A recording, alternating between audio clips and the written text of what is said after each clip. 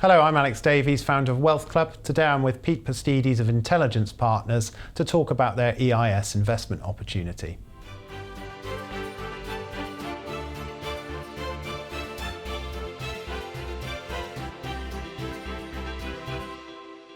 Pete, tell me, what does Intelligence Partners do? We're a cloud services company offering a software as a service, delivering contextual sales intelligence. What we do is we help B2B salespeople sell faster and smarter. We have this unique technology that enables us to understand what our customers are selling and what their customers are trying to achieve. I'll give you an example. Our customers, say one of our customers, BT, is selling to a target organization like VW. It's one of their key accounts. What we're doing is harvesting the world's data on everything that VW is trying to achieve whilst understanding what BT is trying to sell. And that creates a unique output. That creates a continuous flow of strategic conversations where BT salespeople are able to talk in the language of VW. So if VW are trying to launch a new strategy or have a specific challenge, our automated software is harvesting that, contextualizing that, and then delivering that as a service to BT to have conversations with VW on a 24-hour basis. Why is this such an opportunity? It's a great opportunity because no one's done contextual sales intelligence before. There's lots of organizations out there offering sales intelligence around companies and executives and industries. But what we've done is done two things. One is we've leveraged the Salesforce platform to deliver a module that's a world first. And more importantly, we've contextualized that sales intelligence. So we're delivering intelligence to salespeople in context to the accounts that they're selling to. And that's a first. And what's your background and why are you experienced to do this? Yeah, this is my second business. I sold my first intelligence business in 2014. And actually everything that we're doing right now is customer driven. So I thought I'd retired. And in October, one of my old customers came back and said, the industry's not innovated. It's still delivering the same types of intelligence services. What I need is something different. I need something that's breakthrough. And the key words that came out from our discussions was context. And since then, 3 or 4 more customers have come to us, and we've built out this software solution driven by customer demand. So my background is designing software systems around sales and marketing. Been doing that for 30 years, and this is my second venture. To help people sort of understand exactly what the company does, so who are your customers and what do you do for them? Yeah, our customers are global organizations.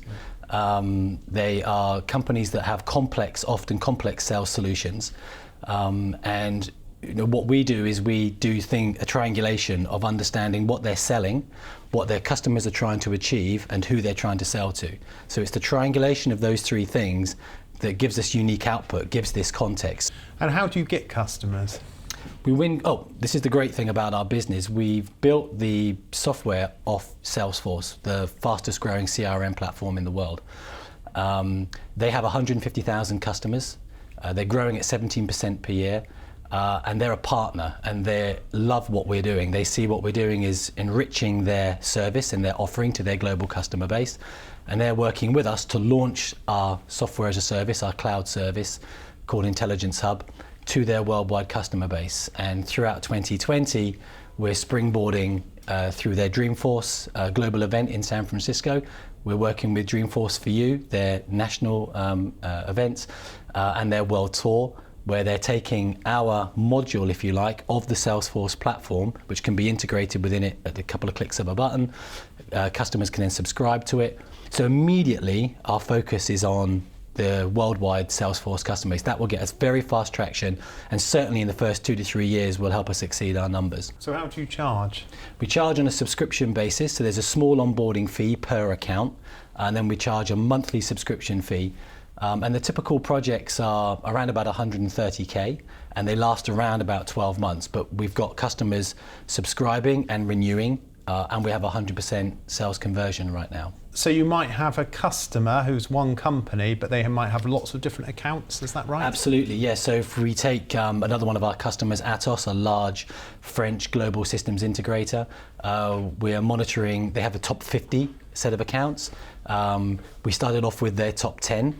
And then that tends to grow. We tend to look after their top accounts, the accounts that generate most of the revenue and most of the profit, the real high value accounts. And you typically get paid to set up that account and Exactly. then paid ongoing for servicing that That's account. right. And what, you don't have to talk about the specific accounts, but what would be the typical revenue you would get per project or per account?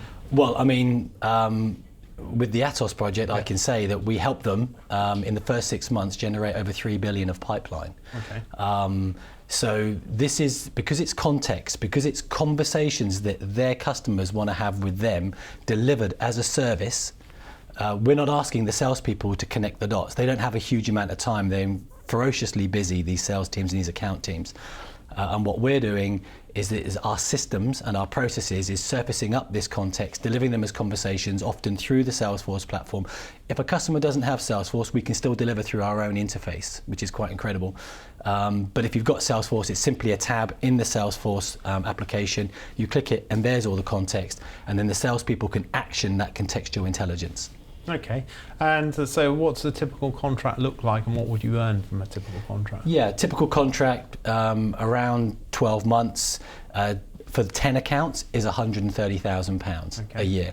Do you get any of that up front? You do. There's an onboarding charge that we charge, so per account is an onboarding charge.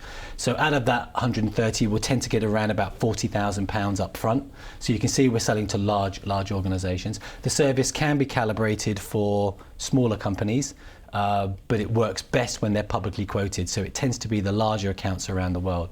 And our strategy is quite simple. We're ingesting the Forbes 2000. We're ingesting the major stock market companies that are quoted, because these are organizations that need to report on their performance. And that's what we're looking at. We're looking at constantly tracking. We've got incredible algorithm technology and all the power of the Salesforce technologies working around the clock, harvesting this data, and then artificial intelligence is organizing that data, machine learning is categorizing it, predictive analytics is surfacing it, and then humans are contextualizing. So it's the combination of technology and humans working together to deliver this contextual sales intelligence that gives salespeople reasons to call their customers on a regular basis.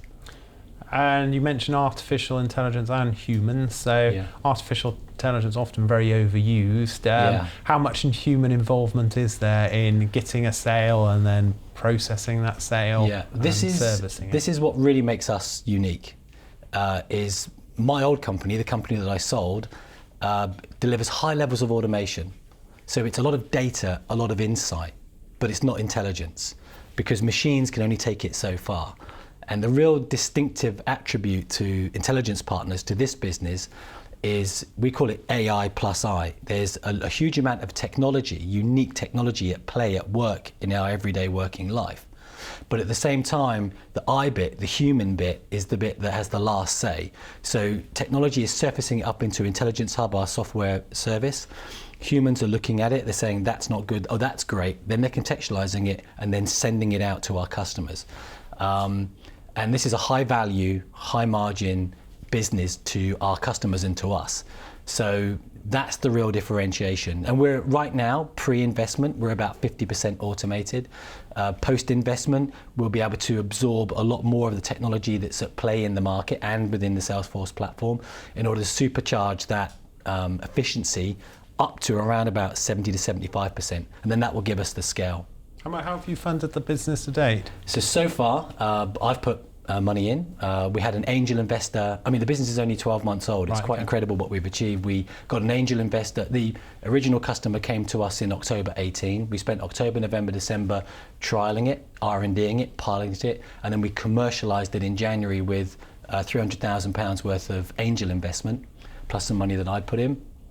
Then collectively, that got us to our first customer around the March period of that year, of 19, where we won Atos, then Bentley Systems, then BT, then Fortinet, and then Softcat. So we've had 5 amazing organizations to globally test what we've built. And so revenue and angel investment has got us to this point. Why do you need more money, and how much money are you raising? And what are you going to do with it? We need £1.5 million. The beautiful thing is it's a cloud native business. So it's not as if we need £1.5 million to buy a load of capital equipment and fixed infrastructure. This is working capital to effectively buy in more data for our platform. It's to hire developers to take the platform to the next level, and it's to hire salespeople to meet demand. And those are the three main areas for the investment. And do you have any competition? We've not seen any direct competition. There are companies out there you could categorize as account-based marketing companies providing data and insight, but not intelligence on customers. There's a plethora of those. We created the first ABM platform. It's $1 billion market. Platform? Account-based marketing, which is where you treat an account like a marketplace, but it's very expensive, and it's not intelligence, it's data. We turn data into intelligence. There are information service providers like the likes of Factiva that provide, and Dun & Bradstreet, that provide information on companies, executives' companies, and there are research companies that provide bespoke services, but none of them provide context. The real key word here, the real key takeaway is that at scale, we provide context for our customers. When you mean context, so as far as I understand it, you send people all the information about their key contact, what they've said maybe today or yesterday, and then you give them actionable points to do what to do with it. Right. The market that I started out in 20 years ago was an information services market. It just provided information on company financials, company structure, what's happening in the news, responding to those things. You're absolutely right. What we do is we harvest this vast amount of data on an organization like VW. We identify the key executives that our customers are trying to sell to. So VW, great example, Martin Hoffman is the group CIO. If Martin's speaking at an event, if Martin publishes a strategy, if Martin tweets, we'll look at all the reports, all the data that's available around the world, bring that into Intelligence Hub, our cloud service, and then organize it. And then we will understand what it is that our customer's trying to sell, understand what VW is trying to achieve, and create a conversation, we call a strategic conversation, for the sales teams to have. That's the first thing we do. The byproduct of that is that we also serve marketing. Marketing can now deliver contextual marketing campaigns.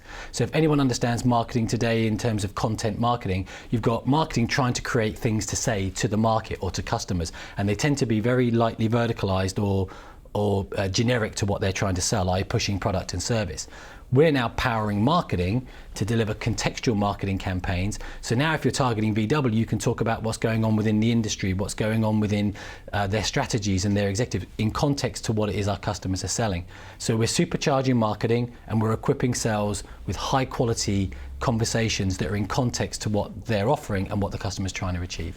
So for example, if John is quoted talking about improving efficiency of automobiles, you can write to John saying, I saw you quoted in blah, blah, blah, talking about this. Yeah, I mean, we can see the strategy of VW, say, very clearly, what it is it's trying to achieve. Autonomous driving, electrification, carbon reduction. So we can see what their strategies are.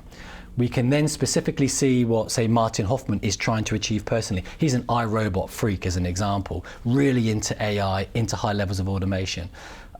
Security in the car. When we go to autonomous driving, the data, the gigabytes of data that creates on a daily basis, we understand all that. What that means to, say, Atos is that, they're creating vast amounts of data, 200 gigs of data a day or whatever for an autonomous car. How are they going to manage that data? So we'll write a conversation that says, Atos have supercomputing and vast amounts of storage and processing capability in their cloud services. That's what they can offer Martin at VW, specifically in these areas. Martin, would you like to explore that? And what we're seeing is not just amazing pipeline generation for our clients, but we're seeing customers thanking our customers for at least putting what they sell into context to what they're trying to achieve. And so, say Atos are surfacing up 3 or 4 ideas a month for Martin, the CIO. Martin is looking and saying, no, I've got that covered, I've got supercomputing covered, I've got security covered. Oh, that's really interesting. Intelligent production. Yes, I'm trying to consolidate my production facilities around the world. Atos have got a capability there. Right, I'll talk to you about that. And he's responding through our software, because it's all digital, saying, talk to me about that. Then they're setting up a 30-minute WebEx or whatever, and sharing the ideas. And that's how we're moving the needle for our customers. We're giving them high quality, contextual reasons to engage with their executives continuously. And what's the business plan? How am I going to get my money back? So, what's the target return? It's a cloud services business on a subscription-based model with a recurring revenue, so the multiples are high. We've seen companies go either revenue or EBITDA 8 to 12 times revenue or EBITDA. We've seen that in the marketplace, and more in some instances. Mega growth. Clearly, Salesforce is a destination. They're loving what we're doing. They've said, give us 2 years of 100% growth. And they've said they're interested in becoming maybe a Series A or a Series B investor. They're highly acquisitive, love to take stakes in organizations, and have got a very high acquisition model. If you look at their annual report, you'll see that they've got a strategy of organic and inorganic growth, innovation, by either building it or buying it. And they've told us, we don't have the capability to build your algorithms. It's a very difficult thing to write the algorithms to harvest that data. We've got the world's data, and we've written unique algorithms that know how to ask questions of that data to surface up what we need. And then using their Einstein AI and all their technology, they're just looking at us thinking, wow, small company doing amazing things. So Salesforce is a destination. So too are the ABM providers that exist in the market today. They could also add a contextual element to what they do, so they could purchase the business, or a global research company like the IDCs and the Gartners, which we've started to partner with at the beginnings of a partnership with IDC. So we've got a very clear sight on where we want to point the business.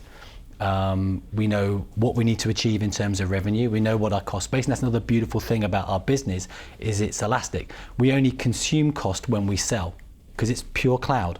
So if sales is modest, costs are modest. If sales are big, the costs are proportionate. So that's a beautiful thing about the business, is that we can calibrate the cost according to how well we perform. And what can go wrong?